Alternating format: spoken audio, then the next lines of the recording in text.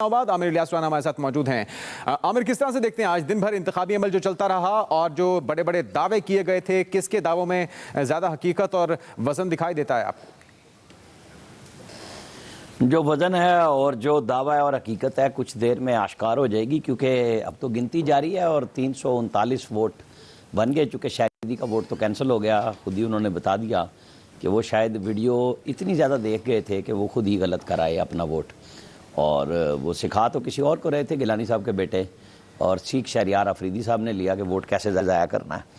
और 339 में से अब जो ज़्यादा वोट लेगा, और मेरा ख्याल है हफीज़ शेख साहब के काफ़ी चांसेस हैं। इमरान खान साहब ने अपनी तबीयत के बरक्स 3 दिन बड़ी मेहनत की है और तमाम अरकान असम्बली को उन्होंने मुलाकात का शर्फ बख्शा।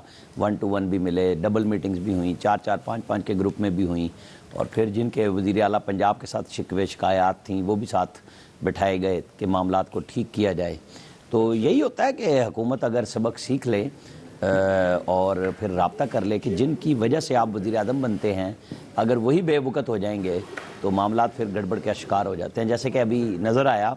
और आज पार्लियामेंट में भी हमने यही फील किया, वहाँ पे भी, कि किसी को यकीन नहीं, ना हुकूमत को ना अपोजिशन को। दावे जो मर्ज़ी करे, लेकिन कोई यकीन नहीं कि जी क्या रिज़ल्ट आएगा, क्योंकि ज़ाहिर है सीक्रेट बैलेट है और लोगों ने वोट डाल दिया हुआ है। 339 लोगों के उसमें से फ़ैसला हो जाएगा कि क्या है। लेकिन हुकूमत ने अच्छा वर्क भी किया, और वीडियो जो जिस तरीके से रात को आई आखिरी वक्त में, ज़ाहिर है उस पर फिर लोगों को परेशानी होती है कि पता नहीं किसी ने अगर कोई बात की हुई है और अगर उसकी भी वीडियो बन गई। लेकिन जिन लोगों ने ये तय कर लिया, जैसे सिंध असम्बली में PTI के 2 लोगों ने खुल खिला के बड़ा क्लियर कह दिया कि हम अपनी पार्टी को वोट नहीं देंगे, कि हमें किसी ने पूछा ही नहीं 2.5 साल, और ज़मीर का वोट अगर कोई बनाता है कि जी ठीक है मैं अपनी पार्टी को नहीं दूंगा बल्कि पसंद के उम्मीदवार को दूंगा, तो ऐसा दोनों तरफ से हो सकता है। हुकूमत के लोग भी डाल सकते हैं अपोजिशन को, और अपोजिशन के कई अरकान हुकूमत को भी डाल सकते हैं। अब ये पता चलेगा कि हो सकता है कि कुछ लोग पर्चियां खाली डाल आए हों और वोट किसी और के हाथ से डलवाया हो, क्योंकि जब तहफ़्फ़ुज़ हो कि आपका वोट हमें ज़रूर देखना है तो खाली पर्ची उसी तरह की बैलेट पेपर की दे दी जाती है। अब वो पता चलेगा किसी सूबाई असम्बली में आता है या कौमी असम्बली में भी कोई खाली पर्ची निकलती है और वोट फिर उसका ज़ाहिर है किसी दूसरे ने आके पोल किया होगा। तो अभी थोड़ी देर में, क्योंकि पंजाब जब बाकी असम्बलियों में तो कई वोट कास्ट हुए हैं और फिर उनको तरतीब भी देनी पड़ी है कि पहली तरजीह, तीसरी तरजीह। लेकिन इस्लामाबाद में चूँकि सिंगल सीट उम्मीदवार थे, उसमें कोई फर्स्ट सेकंड तरजीह नहीं थी, तो वो स्ट्रेट कैंडिडेट के वोट आ जाएंगे, चाहे वो ख़वातीन की जो नशिस्त है इस्लामाबाद में खातून की उसका हो, या वो जो जनरल सीट है उसके ऊपर गिलानी साहब और अब्दुल हफीज़ शेख साहब का मुकाबला है। उधर फरजाना कौसर हैं और फौजिया साहिबा हैं, फौजिया अरशद साहिबा हैं, इनका मुकाबला है। तो बिल्कुल क्लियर हो जाएगा। मेरा ख्याल है कि ये कोई लंबा चौड़ा काम नहीं होगा इस्लामाबाद वाला। अभी अलग अलग पर्चियाँ हो रही हैं, तय लगा रहे हैं, अगर कोई ख़राब होगा उसको अलग कर देंगे और काउंटिंग हो जाएगी। 15-20 मिनट और लग जाएंगे मैक्सिमम, इससे ज़्यादा नहीं। लेकिन अगर ये कहें कि क्या जो भी कहे तो वो क्याफा ज़्यादा होगा कि कौन जीत रहा है और कौन हार रहा है। हाँ, अपसेट की कहानियाँ वो आपको बिल्कुल जो कोशिश हो रही थी वो पीपल्स पार्टी की तरफ से सिंध में मौजूद है।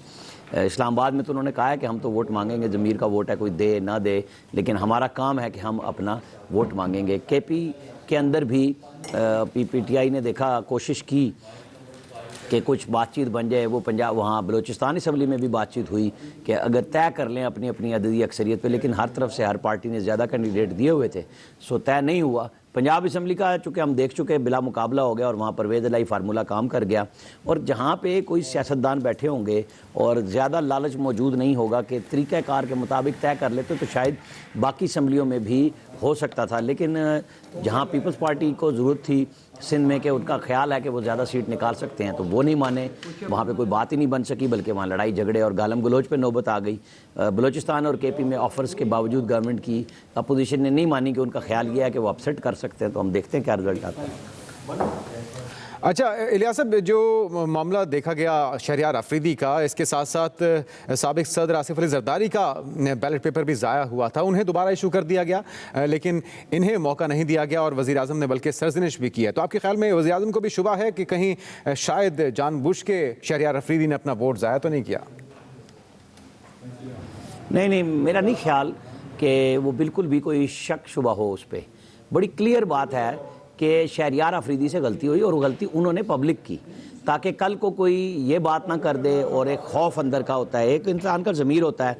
उन्होंने ओपनली कह दिया कि मुझसे ये गलती हुई है, और वज़ीर आज़म इसलिए गुस्से में आए हैं कि इतनी मेहनत की है, एक एक वोट पे हर मेंबर्स को वो समझाया गया है, मेंबर को बुला के मिल रहे हैं, प्राइम मिनिस्टर मिल रहे हैं, चीफ मिनिस्टर को बिठाया गया है, और फिर एक सीनियर आदमी पार्टी के अंदर मौजूद हो, वज़ीर का ओहदा रखता हो, और वो फिर ऐसी हरकत करे, तो गुस्सा तो क़यादत को आना चाहिए, और वही आया है। कोई ऐसी बात नहीं है कि शहरियार अफरीदी ने जानबूझ के अपना वोट ख़राब किया है।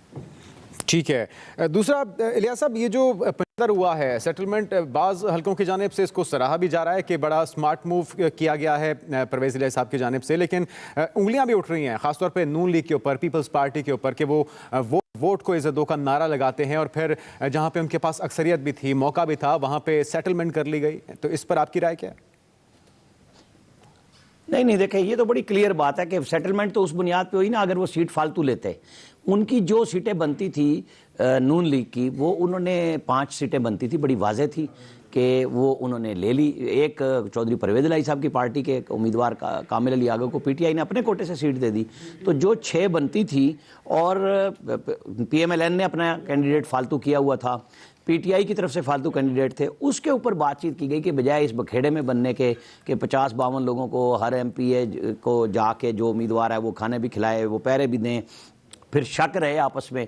चूँकि यही शक की बुनियाद बना था ना इमरान खान साहब का ये फैसला लेना कि किसी भी सूरत में ओपन बैलेट हो जाए, और उस शक को तकवीयत इस तरह मिली कि जब पीटीआई के अंदर से आवाज़ें उठ के आईं, हर सूबे से आ गईं, बलूचिस्तान से आई, केपी से आई, सिंध से आई, कि जी ये तो हमारे साथ ज़्यादती हो रही है, कैंडिडेट कहीं और से आ रहे हैं। और जहाँ से पीटीआई की आवाज़ नहीं आई थी, लेकिन ये फील हो रहा था कि पंजाब में पॉपुलर वोट की बुनियाद पे कहीं एमपीएस नून से दोबारा रुजू ना कर लें, क्योंकि अक्सर वहाँ से ही आए हैं।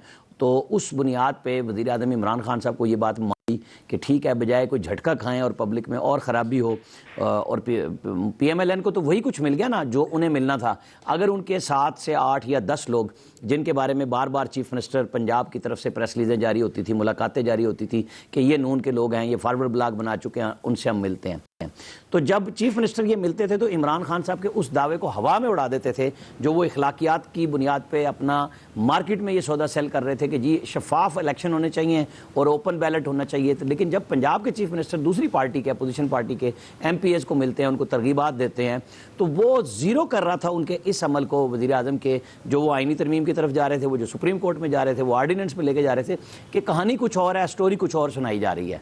तो वो सारी की सारी फिल्म ही उलट गई जब हर तरफ से दूसरी आवाज़ें सामने आने लग गई कि नहीं जी हमारे लोग नहीं हैं, ये तो पीटीआई के लोग हैं। दूसरी पार्टियों में से तो कोई टूट फूट नहीं आई। जो है, जो 1-1.5 साल से जिन एमपीएस को बार बार शर्फ मुलाकात चीफ मिनिस्टर बुज़दार बख्शते हैं, और वही पंजाब से जो 5-6 लोग शुरू दिन से सामने आ रहे थे पीएमएलएन के, वही थे। और इन 5-6 लोगों के बिल्कुल दूसरी तरफ वोट डालने से भी नून लीग के किसी एक सीट पे असर नहीं पड़ रहा था।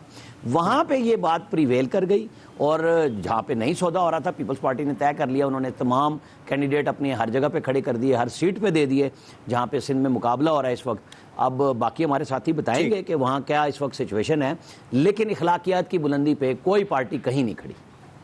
अखलाकियात की बुनियाद पे कोई पार्टी कहीं नहीं खड़ी, ये आपकी राय है। इस हवाले से गुफ्तगू का सिलसिला जारी रहेगा, और हमारे साथ ब्यूरो चीफ तमाम सूबों से मौजूद हैं। रुख करेंगे सिंध का, जहाँ पे सैयद फैसल हुसैन ने हमें ज्वाइन किया है। फैसल साहब, आप क्या समझते हैं, आज दिन भर जो होता रहा वो कितना पुरुमीद दिखाई देता है इस अमल को मज़ीद शफाफ बनाने के लिए, जो जिम्मेदारी खासतौर पर इलेक्शन कमीशन को भी दी गई थी, और हमने देखा खुर्रम शेर जमान अपना मोबाइल लेकर पहुँचे। ओवरऑल की सूरत हाल का जायज़ा लीजिएगा ज़रा।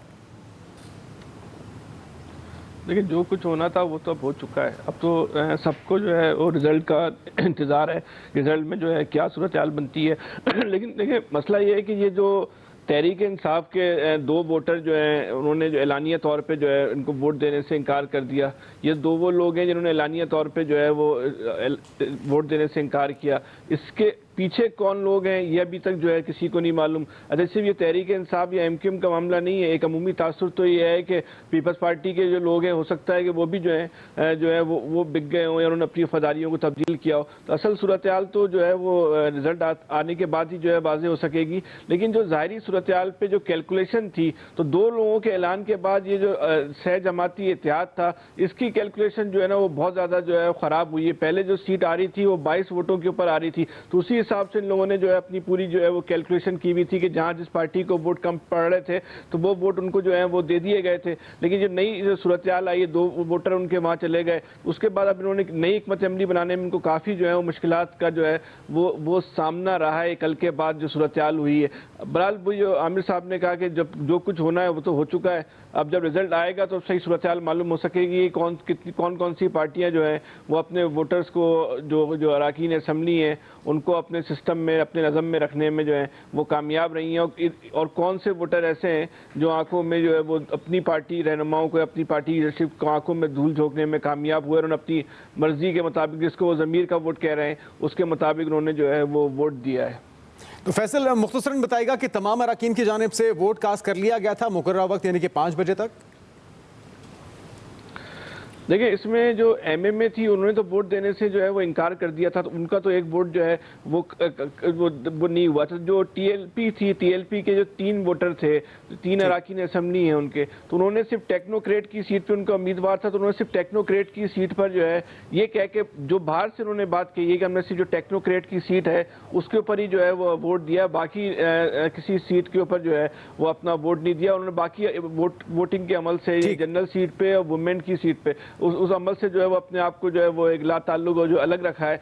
तो ये वैसे अगर इस तरह आप देखें तो एक वोट का फर्क है, लेकिन टीएलपी का ने 2 सीटों पे जो है वोट नहीं डाला, तो इस तरह मजमूई तौर पे जो है वो 4 वोट जो हैं वो जनरल सीटों के ऊपर और क्या कहते हैं ये खवातीन की सीट के ऊपर वो नहीं पड़े। उसके अलावा जो है मजमूई तौर पर जो है पोलिंग मुकम्मल हुई है। बिल्कुल ठीक है, रुख करते हैं केपी असम्बली का भी। जमशेद बागवान ब्यूरो पेशावर हमारे साथ मौजूद हैं। जमशेद साहब, आप बताइएगा सूरत हाल दिन भर जो चलती रही है और क्या तमाम 139 अरकान की जानिब से अपना वोट कास्ट कर दिया गया, और जो शिकायत आ रही थी कि स्लो प्रोसेस है पोलिंग का, वोट कास्ट करने का, उसकी वजूहत के सामने आई?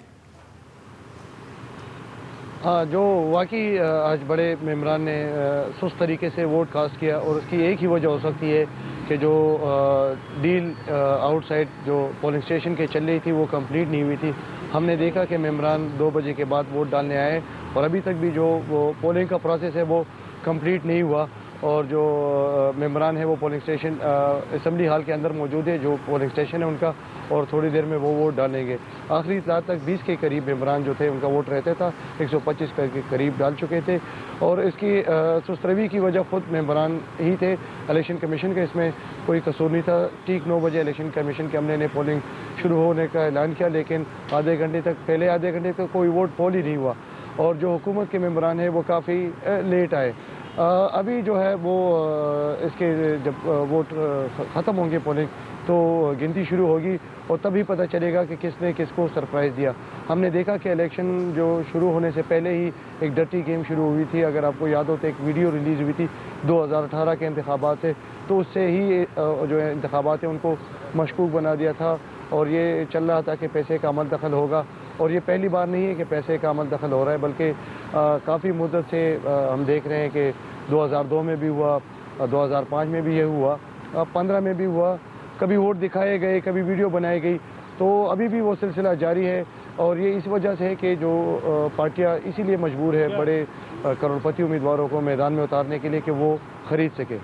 जी बिल्कुल ठीक है। रज़ा रहमान साहब से बात करते हैं और बलूचिस्तान असम्बली की भी बात कर लेते हैं। जी रज़ा रहमान, क्या होता रहा दिन भर और तमाम अरकान ने अपने वोट कास्ट कर लिए? जी, मैं आपको सबसे पहले बलूचिस्तान असम्बली से एक नतीजा दे रहा हूँ। जनरल सीट पे जो है आज़ाद जो रुकन थे अब्दुल कादिर वो कामयाब हो चुके हैं और वो उनका रिज़ल्ट आ चुका है, बाकियों पर गिनती जारी है। और ये अब्दुल कादिर जो है इनके हवाले से ये पहले भी कहा जा रहा था, इनको पहले जो है तहरीक इंसाफ ने टिकट दिया था, जिसके बाद तहरीक इंसाफ की क़यादत ने इसको वापस ले लिया था। उसके बाद इनको ऑन बोर्ड लिया था जब इन्होंने आज़ाद हैसियत से अपने कागजात जमा कराए, तो बलूचिस्तान अवामी पार्टी ने इसको ऑन किया था कि वो हमारे और तहरीक इंसाफ के मुश्तरका उम्मीदवार होंगे। और उन्होंने इस साथ ही साथ तहरीक इंसाफ ने अपने उम्मीदवार ज़हूर आगा को जो है, जिन्हें दूसरी दफ़ा पर उन्हें टिकट जारी किया गया था, वो भी उनके हक में दस्तबरदार करार दिए गए थे। तो पहला मैं नतीजा आपको बलूचिस्तान असम्बली से दे रहा हूँ कि अब्दुल कादिर साहब जो हैं वो कामयाब हो गए जनरल नशिस्त पर, जिनका ताल्लुक बलूचिस्तान अवामी पार्टी और तहरीक इंसाफ से। बिल्कुल ठीक है। अब रुख कर लेते हैं पंजाब असम्बली का भी, जहां पे हम इस सूरत हाल से आगाह करेंगे मोहम्मद इलियास, ब्यूरो चीफ लाहौर। मोहम्मद इलियास, लाहौर में तो आज सुकून ही रहा क्योंकि बिला मुकाबला लाहौर के सेनेटर्स को मुंतखब कर लिया गया था। ओवरऑल क्या कहना है, क्या रिएक्शन है यहाँ के अवाम का, यहाँ के सियासतदानों का इस मामले पर? जी, इस सियासतदानों का रिएक्शन इस बारे में क्यों, क्योंकि यहाँ जो पंजाब के थे, देख लें आज वज़ीर आला भी, ऑनर भी, सब इस वक्त इस्लामाबाद में जाके बैठे थे। क्योंकि पंजाब में देख लें जो थी कि 11 नशिस्तें थी, इसमें इन्होंने आपस में क्या कहते हैं बिला इलेक्शन के बगैर ही वो मुंतखब हो गए सारे, और कोई मुकाबला नहीं हुआ, ना ही कोई इलेक्शन हुआ, बिला मुकाबला मुंतखब हो गए। इसके लिए वो जो बड़ी बात उठ रही है कि अंदरूनी कहानी के जी वो कहा जा रहा है कि जी चौधरी परवेज़ लाई साहब ने इसको मैनेज किया और बड़ा अहम तरीके से करके, इस तरह जैसे कि अभी बातें हो रही हैं कि जी पीपल्स पार्टी और मुस्लिम लीग नून पर बातें उठ रही हैं कि यहाँ जी वोट को इज़्ज़त दो की बात हो रही है, और यहाँ जो इशू जो अलहदा आ रहा है कि इधर जाके जनाब इन्होंने इधर डिसाइड कर लिया कि आपस में सीटें तय कर ली। तो ये जो सारी सूरत हाल है, इसके ना इस वक्त सब की इनकी पंजाब की जो सारी थी कि डिसाइड कर रहे थे कि जी इधर जो इस्लामाबाद की सीट थी उधर जोर लगा रहे थे, ताकि जो सूरत हाल है उधर ज़्यादा अहम ले रहे थे। क्योंकि पंजाब में तो जो सूरत हाल थी उसका पहले डिसाइड हो गया, अब सिर्फ नोटिफिकेशन होना है। तो इसमें पंजाब में तो ऐसी कोई बात नहीं हुई। तो जो सूरत हाल है वो उस पर फेडरल गवर्नमेंट पर जो सारी सूरत हाल देखने के ज़ोर देखने में आ रहा था कि दूसरे सूबों में, केपी में और सिंध में, कोयटा में, सारी जो इस तरह जारी रही। पंजाब के बारे में था कि बड़ा टफ इलेक्शन होगा, क्योंकि इधर पहले उन्होंने मुलाकातें की और बड़ी अहम गर्मा गर्मी रही। लेकिन ये मामला जो था कि इधर जो सियासतदान थे उन्होंने आपस में बैठ के, मंझे हुए सियासतदान थे, उन्होंने बैठ के इसको मैनेज किया, और मैनेज करने के बाद आपस में जो बड़े थे सियासतदान उन्होंने आपस में बैठ के तय करके आपस में जो सीटें थी वो तय करके आपस में डिसाइड कर लिया। उसके लिए पंजाब में कोई मैदान नहीं लगा, और यहाँ आसानी से जो मैच हर कोई जीत के अपने घरों को चले गया। तो असल जो सूरत हाल है वो इस वक्त देखने में आ रही, रिज़ल्ट का इंतज़ार है, जिसको सबको इसका इंतज़ार है कि गिलानी साहब और हफीज़ शेख साहब के क्या रिज़ल्ट आते हैं। क्योंकि दोनों साइडों से आपने देखा है कि उनकी बॉडी लैंग्वेज वगैरह काफ़ी मुतमिन नज़र आ रहे थे, गवर्नमेंट भी और अपोजिशन साइड भी, कि वो ये हैं कि किसी ना किसी तरीके वो कह रहे हैं कि जी हम इसको सरप्राइज़ देंगे, इधर वो कह रहे थे कि जी हम जीते हुए। तो इसमें जो सूरत हाल है वो देखने में आएगी कि क्या होता है, जो असल में बिल्कुल ठीक है। आप हमारे साथ रहेंगे तमाम पैनलिस्ट। बात हो रही है सेनेट इलेक्शन की, इस हवाले से गिनती का अमल शुरू हो चुका है। जो भी नताइज होंगे उससे भी अपने नाज़रीन को आगाह करेंगे। अभी वक्त हो जाता है न्यूज़ अपडेट्स।